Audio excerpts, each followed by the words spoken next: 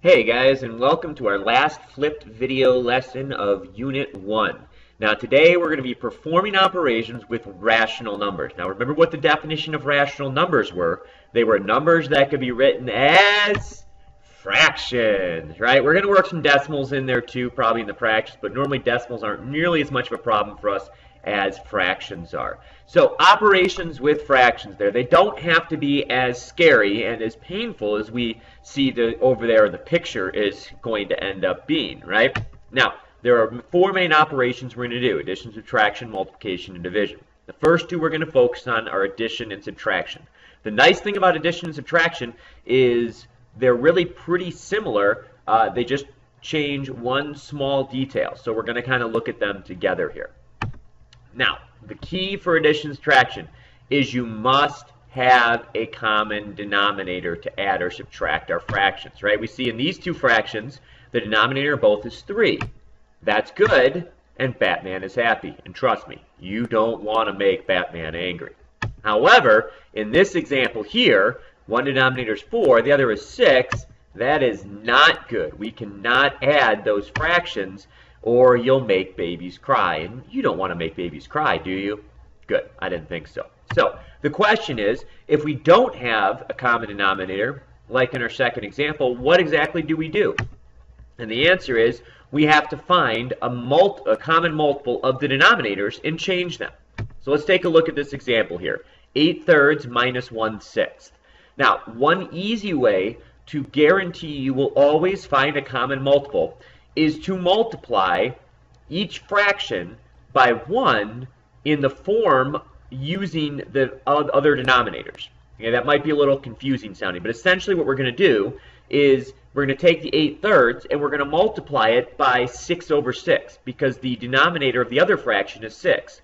We're going to take the 1/6 and we're going to multiply it by 3/3 because the other denominator is 3. By doing this, we're multiplying by 1. We learned from the multiplicative identity that that doesn't change anything. It comes out exactly the same as far as the value of the number goes. However, you can see by multiplying the first fraction by 6/6 and the second fraction by 3/3, we now have common denominators. It's the same value. We haven't affected the actual number that we would come out with when we simplify this. We've changed the way it looks so that we can do it with a common denominator there. Now, once we have our common denominator, it's important to remember that we only subtract or add the top, the numerators. The bottom stays the same. So 48 minus 3 is 45 over our common denominator 18. Now that can be simplified. We can divide the top and the bottom both by 9, and that would simplify to 5/2. And it is important to make sure you simplify your expressions are fully simplified there after we add, subtract, multiply, or divide.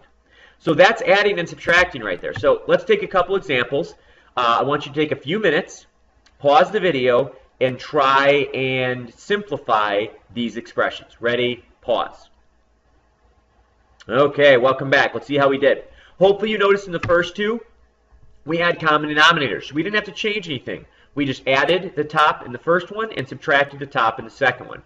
Both of these, though, did need to be simplified after we added and subtracted. Now in 3 and 4, we did not have a common denominator. And what I want you to see here is that in number 3, notice I did not change the first fraction.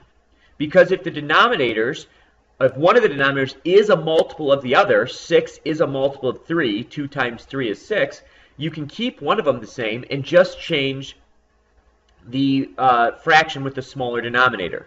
So you can see the 2/3 changed to 4/6, the 5/6 stayed 5/6, and then I had a common denominator to add.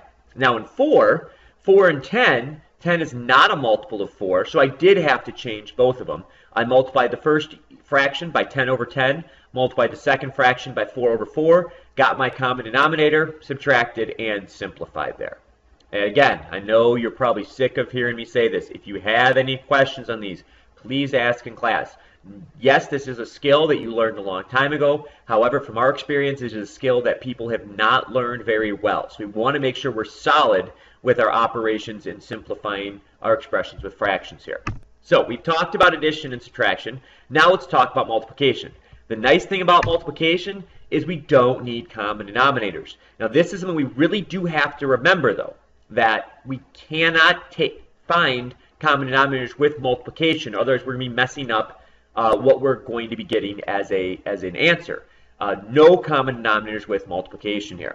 What's important to remember with multiplication is not that we have a common denominator, but that we multiply straight across. Not cross multiplication. That's something completely different that we never do when we're multiplying fractions. Straight across. So 5 times 8, 3 times 3, we get 40 over 9. That is fully simplified, so we leave it as an improper fraction there.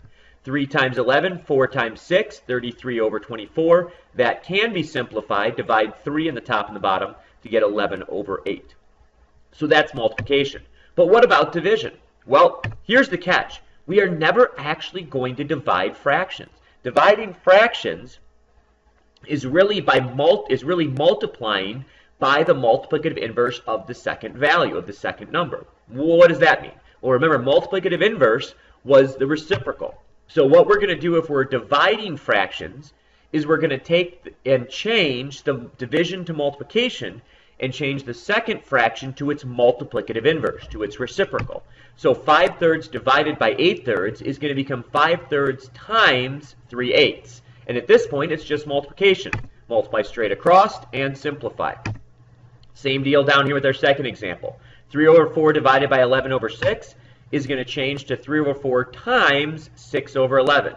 Multiply straight across and simplify. Well, we've practiced. We looked at a few together. So why don't you try and practice some of these on your own? So go ahead and pause the video now. Welcome back. Let's see how we did. So in our multiplication, we just multiplied straight across. In number 1, we did have to simplify. In number 2, we didn't. Let's look at 3 and 4 here. So we can see we changed the division to multiplication. We take the multiplicative inverse of the second fraction and multiply straight across. Again, in 3, we had to simplify after multiplying. In number 4, we did not. Well, that's what we've got there, guys. That's a quick review of our operations with fractions here.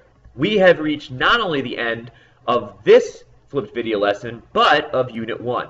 You have the ability, guys, to go back and watch any of these videos again. If any of this material, as you're doing a study guide, as you're doing a worksheet, isn't fresh in your memory, you don't have to wait for class to ask questions. Go back, watch the video, check your notes, fill in anything you missed. Please feel free to always do that. They're always on Schoology and in our YouTube pages. Well, until we get to Unit 2, we'll see you later.